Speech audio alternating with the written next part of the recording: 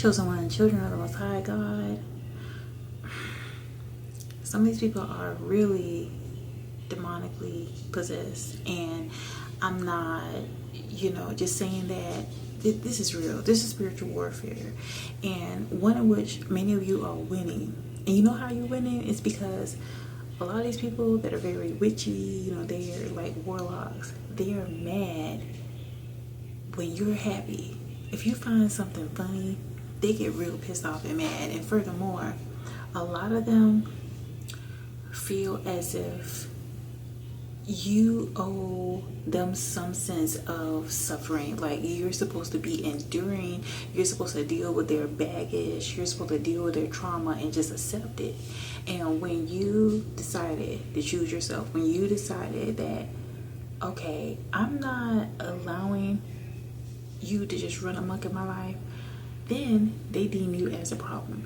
And somebody even made a comment in regarding to a lot of the immature ways these people behave. It feels as if you're dealing with children, but these are grown folks. 30, 40 plus.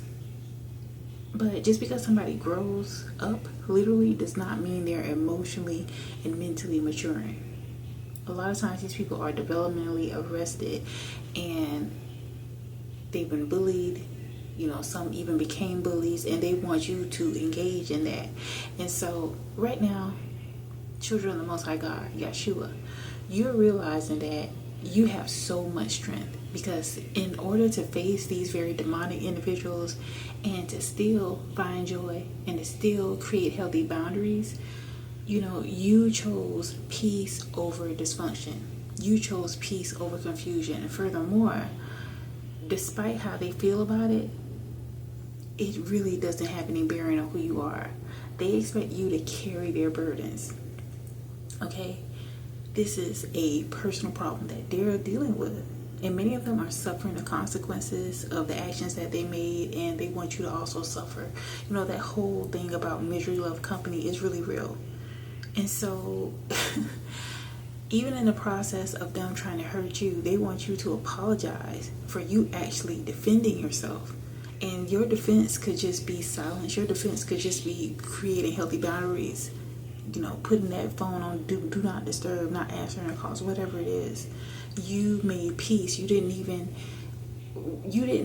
extend yourself to expecting peace to come from these people, because they don't have it. So how can they offer it? But you just made peace within yourself. You accepted closure and the apology that you never were going to receive. Okay? Just because you are a loving soul and you have pure intentions, these people thought that you were going to have it was just going to be a free event for them to just act a fool in your life. And you're no longer in a space where you're tolerating dysfunction. You should be very proud of yourself, children of God. Chosen ones, you are a loving being. Remain that way.